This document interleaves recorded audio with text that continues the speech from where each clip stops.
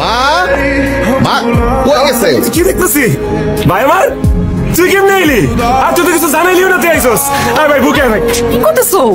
ভাইজান তো হলে গোসল করে নাই, গায়ের মধ্যে কাদা দেখতেছো? ভাইজান তুমি কেমন আছো? খুব ভালো আছি ভাই।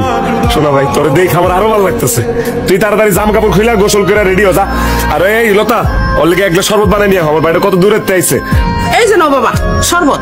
আমি কালকে রাতে তোমার লিগে ইসবগুলের বসি এতক্ষণ দিয়ে শরবত বানায় রাখছি। না তার মানে মা ওই মা আপনারা কালকে থেকেই জানেন যে আমার ভাই আজকে বাড়িতে আইবো? হ্যাঁ জানবো না কেন? আসলে ভাইজান তোমারে মানে জানাইতে পারি নাই, সারাদিন কাজকর্ম নিয়ে ব্যস্ত থাকি তো। আচ্ছা যা তাড়াতাড়ি তুই জামা কাপড় খুললা গোসল দে একটা। আমি বাজারে যাই তোর গরু গোসল আহি। হ্যাঁ তোমার বন্ধু যা চমকায় পড়ছে জানোস? যা বাড়িতে আছে, যা খোঁজ খবর যা। আরে বন্ধু আসুন গাইবো কেন? আমরা তো এক সপ্তাহ আগেই জানি বন্ধু আই যাইবো। তুইও জানোস?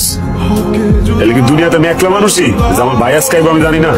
আরে জানা দেখি তো আমরা জানি তুমি যে 7,500 টাকা দিগত দিন খাইতাছো, সেটা আমরা সকলেই জানি। আচ্ছা আম্মা, আমি বড় হইছি না, তাহলে আমার সব ব্যাপারে কি ভাইজানরে জানাইতে হইব? হ্যাঁ এইবারে কি আমার না? আমি কবে বাড়িতে আসবো না আসবো সেটা তো আমার ব্যাপার, সেটা মালিক তো আমি, সেটা ভাইজানরে কেন জানাইতে হইব? বাবা এরম করে কস কেন? রাশেদ তোর বড় ভাই না, একটু জানানোর দরকার ছিল। তাছাড়া আমি তো তোর মা, তুই তো আমারও জানাস নাই। এই আপনি কেমন কথা কইলেন? আপনার আবার আলাদা করে জানানোর কি আছে? আপনি কি মনে করে আব্বা? তুমি তো ক্ষেত খামারিতে কাম করো, আমগো বাড়ি যাইতে পারো না, তাই আমি নিজে বললাম।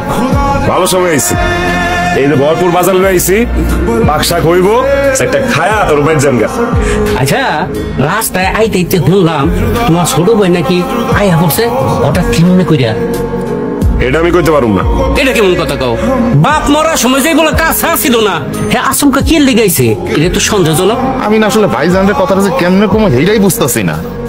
আরে বোকা তুই এখনো কস নাই? হ্যাঁ ওই কি বুঝোস না যে বাচ্চায় না কানলে মায়ের দুধও দেয় না, আর তোর ভাই কি সম্পত্তি এমনি এমনি তোরে দিয়ে দিব? হ্যাঁ